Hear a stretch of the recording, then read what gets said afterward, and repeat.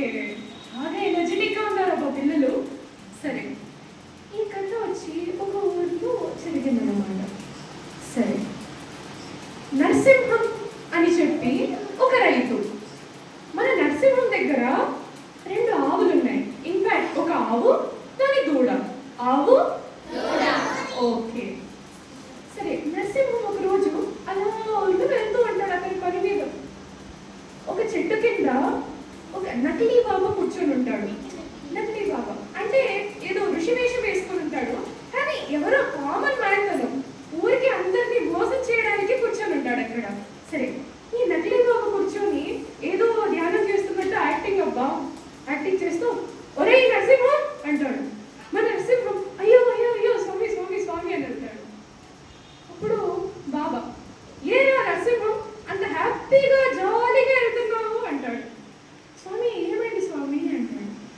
కాదరా, మీ అమ్మా నాన్నలు నరకంలో అంత బాధపడుతూ ఉంటే నువ్వు మాత్రం ఇంత హ్యాపీగా ఉన్నావేంట్రా అంటాడు. మన నరసింహం కొంచెం ఇన్నసెంట్ అన్నమాట.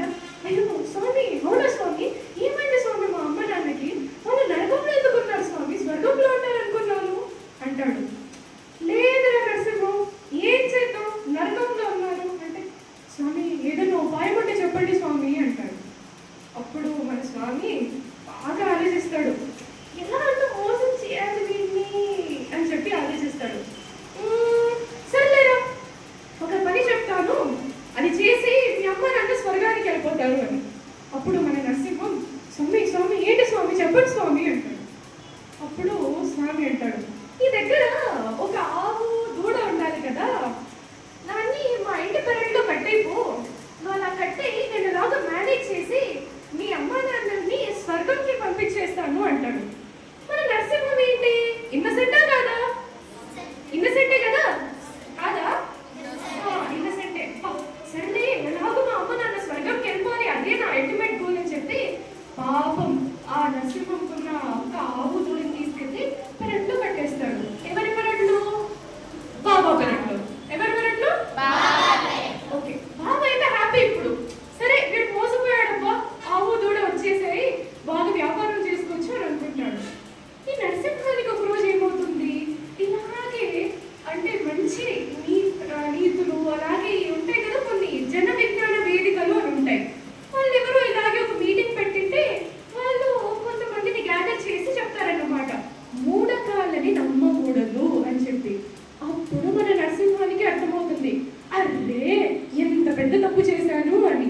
సరే, అది తెలుసుకున్న ఈ నరసింహం మళ్ళీ కొన్ని రోజుల తర్వాత ఆ బాబా దగ్గర వెళ్తాడు. వెళ్ళి స్వామి స్వామి అంటాడు. ఆ బాబా చెప్పరా నరసింహం ఏంటి అంటాడు. అప్పుడు చెప్తాడు, స్వామి మా అమ్మ నాన్నలు స్వర్గానికి వెళ్ళిపోయారా అంటే, స్వర్గానికా, వెళ్ళాలి ఇప్పుడు పర్లేదు, సిచ్యువేషన్ బాగానే ఉంది అంటాడు.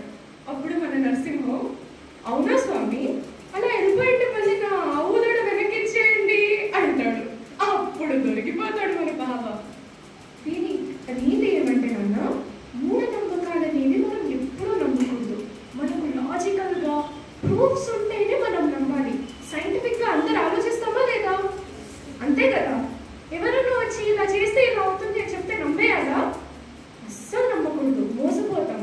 అందుకే ఆలోచించి 1కి 2 సార్లు 1000 సార్లు ఆలోచించి మనం తీసుకునే స్టెప్ అనేది తీసుకోవాలి. ఇప్పుడు మీరు చిన్నపిల్లలు, రేపు పెద్ద అవుతారు, బయట ప్రపంచానికి వెళ్తారు, అక్కడ ఎంతో మంది మోసం చేయడానికి ఎదురు చూస్తూ ఉంటారు. మనం ఇన్నసెంట్గా ఉండాలి, నో డౌట్, కానీ స్మార్ట్నెస్ అనేది కూడా ఉండాలి, సైంటిఫిక్గా కూడా ఆలోచించగలగాలి. అప్పుడే will become smart and best citizens. మరి చేద్దామా? ఓకేనా? చెప్పిన కదా అర్థమైందా మీకు? స్మార్ట్గా ఉంటామా? బాగా సక్సెస్ఫుల్ అవుతామా? అయ్యే వాళ్ళు ఒకసారి చేయండి. వెరీ గుడ్ నాన్న, hands down hands down hands down. Okay, నేను చెప్పిన కథ విన్నందుకు నాకు ఈ అవకాశం ఇచ్చిన పెద్దలందరికీ ధన్యవాదాలు చెప్తూ సెలవు తీసుకుంటాను. బాయ్.